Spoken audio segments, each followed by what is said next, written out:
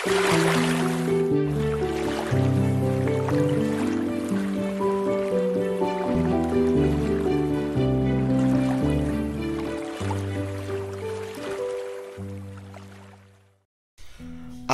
আপনাদের আমি গাপ্পি নিয়ে কিছু কথা বলতে চাই।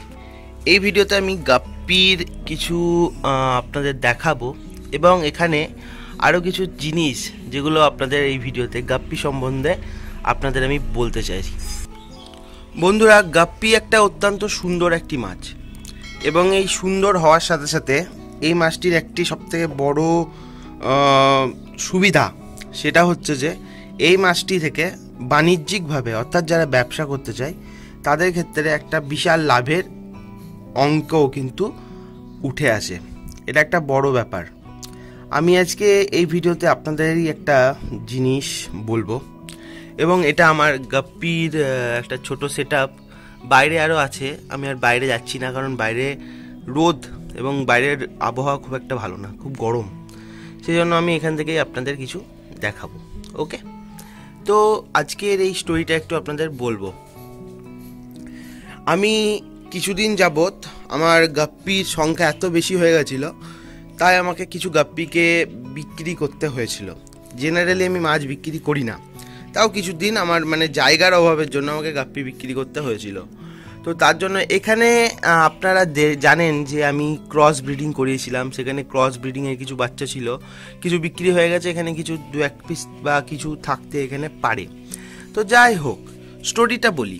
আমি প্রথম তখন আমি গাপ্পি কিনেছিলাম মশার বাচ্চাকে খাওয়ানোর জন্য, ঠিক আছে।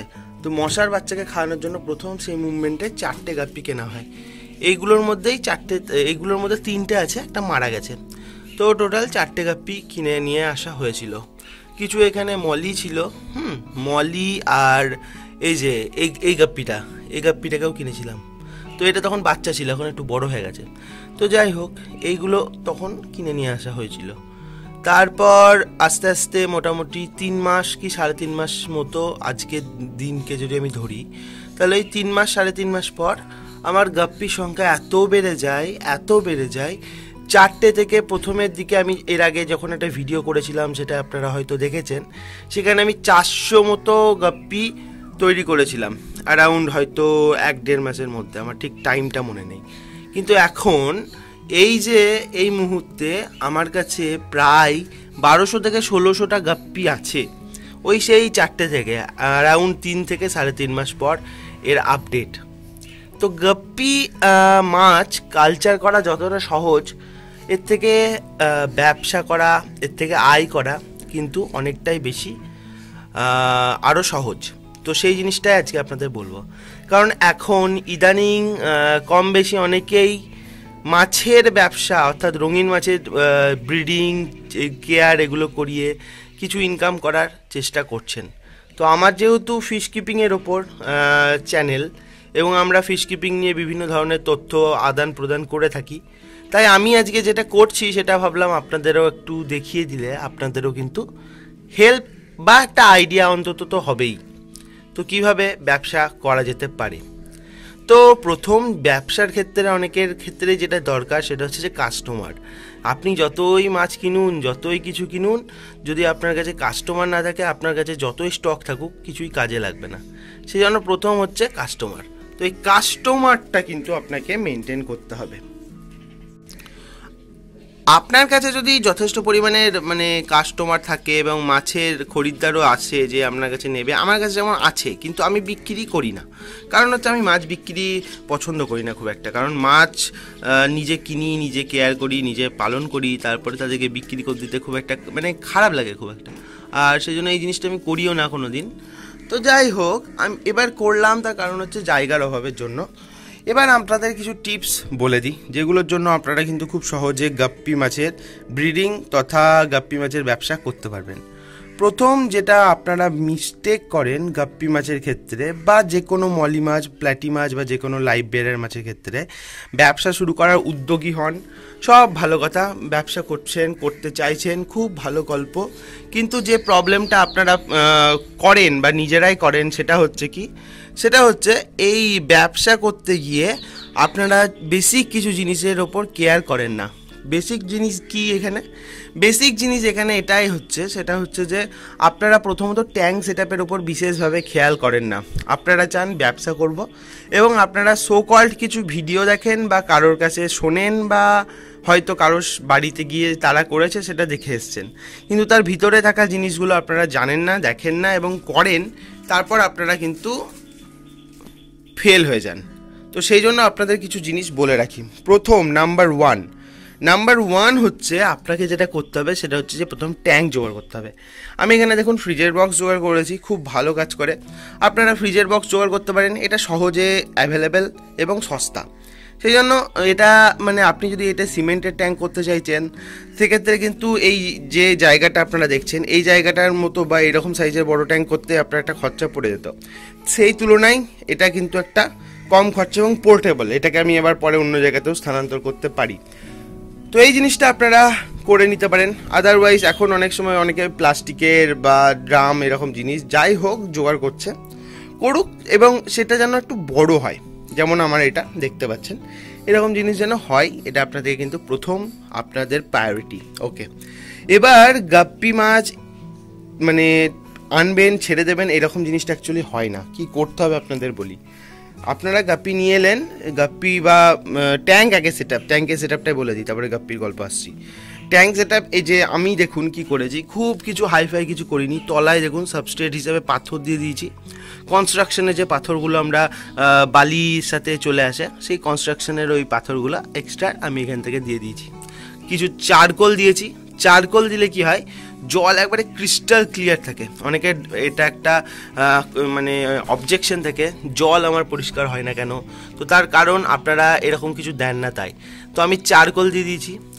এবার এখানে কিছু আপনাদের কোশ্চেন থাকতে পারে, সেটা হচ্ছে যে আমি তো গাপ্পি কালচার করব, আমার কাছে পাম্প, হিটার এইসব কিছু নেই বা এরকম জিনিস অ্যাকোরিয়ামের মধ্যে আমি দিতে পারছি না, তো তাহলে কি সেগুলো ছাড়া কি হবে? ফিল্টার নেই, সেগুলো ছাড়া কি হবে? তো এখানে আমি মোটামুটি বলেই দিলাম 3-3.5 মাস হয়ে গেল, প্রায় তার বেশি হবে অ্যাকচুয়ালি, কারণ এটা শুরু হয়েছিল সেই জানুয়ারি মাসের দিকে সেটআপটা করেছিলাম, তখন মলি কিছু ছেড়েছিলাম, তারপর থেকে গাপ্পি ছেড়েছি। তো সে যাই হোক, এখন মোটামুটি এইটা মনে হয় জুলাই চলছে। তো জানুয়ারিতে শুরু করেছিলাম, জুলাইয়ে চলছে। নো ফিল্টার, নো এনিথিং, কিচ্ছু দিইনি, শুধুমাত্র সাবস্ট্রেট হিসাবে সাবস্ট্রেট দেওয়া আছে, জল দেওয়া আছে, গাছ দেওয়া আছে, আর কিন্তু কিচ্ছু নেই। না লাইট আছে, না আপনার ফিল্টার আছে কোনো রকম, না কিছু আছে। ইভেন আমি জলও পাল্টাতে যে প্রত্যেক দিন হয় বা জল চেঞ্জ করি সপ্তাহে 30%, কিচ্ছু করি না। জাস্ট জল যদি কমে যায় তাহলে সেখানে জাস্ট একটু করে জল অ্যাড করে দিই, ব্যাস। এবার এই জিনিসটা করার জন্য আপনাদের কী করতে হবে? তো আমি যে জিনিসটা করেছি সেই জিনিসটা করার জন্য আপনাদের যে জিনিসগুলো করতে হবে, প্রথম হচ্ছে ট্যাঙ্কটাকে রেডি করতে হবে। এই যেভাবে ট্যাঙ্কটা মেনটেন করে আপনাকে ন্যূনতম 7 দিন ফেলে রাখতে হবে, নর্মাল কোনো মাছ থাকবে না, কিছু থাকবে না। তারপর এখান থেকে আরও যে জিনিসগুলো করতে হবে সেটা হচ্ছে যে 7 দিন থেকে 8 দিন ফেলে রাখার পর এবার এখানে ওই 7 দিন 8 দিন যখন আপনি ফেলে রাখছেন তখন কিন্তু এই সাবস্ট্রেট, গাছ এগুলো সব দিয়ে দেবেন, মানে যা যা হয় মাছ ছাড়া যা যা লাগে সব কিছু দিয়ে দেবেন, ব্যাস। বাকি আর কিছু করার দরকার নেই। এবার সেখানে কিছু খাবার টাবার ফেলে নর্মাল ট্যাঙ্কটাকে রেডি করবেন। যদি কোনো খাবার নাও দিতে চান তাও কোনো অসুবিধা নেই, নর্মাল এভাবে ফেলে রেখে দেবেন 7 থেকে 8 দিন। তারপর সানলাইট, আমার দেখুন এখান থেকে বাইরের লাইটটা এখান থেকে আসছে, তো যাই হোক, তো এই সানলাইটটাই কিন্তু আমার এখানে মানে দেখুন বুঝতে পারছেন, এই যে এই জায়গাটা দেখুন, এখানে লাইটটা এখানে আসছে। তো এটা খুব হালকা সানলাইট আছে, খুব বেশি কিছু নয়, যেটার জন্য এই গাছগুলো আপনাদের একটু দেখাবো, এই গাছগুলো কিন্তু যে বিশাল কিছু লাইটের দরকার হয় তা নয়, এই লাইটেই এরা কিন্তু সারভাইভ করছে। তো এই জিনিসটাই এনাফ। তো এইভাবে আপনারা রেখে দিন এবং এটা এভাবে রেখে দেওয়ার পর আপনারা হ্যাঁ জলটা কিসের ব্যবহার করতে পারেন, আমি এখানে ডাইরেক্ট বৃষ্টির জল ব্যবহার করেছি, ঠিক আছে। আপনারা বৃষ্টির জল করতে পারেন, বাড়ির টিউবওয়েলের জল করতে পারেন, যা ইচ্ছা যেখান থেকে জল ইচ্ছা আপনারা ব্যবহার করবেন।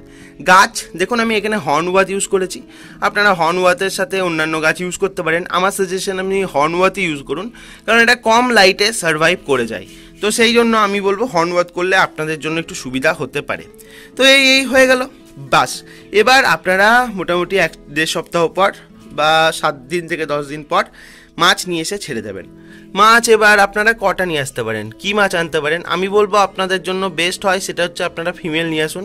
মেল আনতে পারেন, 4টে ফিমেল নিয়ে আসলে সঙ্গে একটা মেল এনাফ, আর কিছু কিন্তু আনার বিশেষ দরকার নেই। তো এইভাবে আপনারা সেট আপটা করবেন।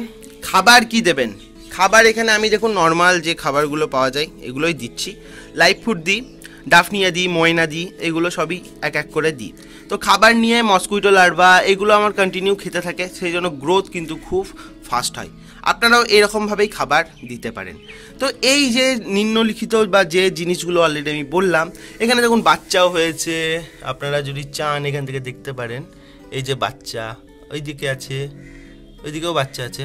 তো এই জিনিসগুলো আপনারা যদি চান আপনারা করে নিতে পারেন। এটা হচ্ছে 3rd জেনারেশনের বাচ্চা, আপনারা দেখুন এই যে এটা হচ্ছে 2nd জেনারেশনের মাছগুলো, তো 3rd জেনারেশনের এগুলো বাচ্চা। তো এই জিনিসগুলো আপনারা যদি চান ইজিলি করে আপনারাও কিন্তু খুব সহজে গাপ্পি ব্রিডিং এবং গাপ্পি কালচার করতে শুরু করতে পারেন। সেম জিনিস মলি, প্ল্যাটি এদের জন্য কিন্তু করা যায়। এটা শুধু গাপ্পির জন্য বললাম তার মানে এই নয়, আপনারা অন্য মাছের ক্ষেত্রেও মলি, গাপ্পি, লাইভ বেয়ারার, অন্যান্য শর্ট টেল যেগুলো আছে, যাই আছে লাইভ বেয়ারার, সেগুলোর ক্ষেত্রে এই টেকনিক আপনারা অ্যাপ্লাই করতে পারেন।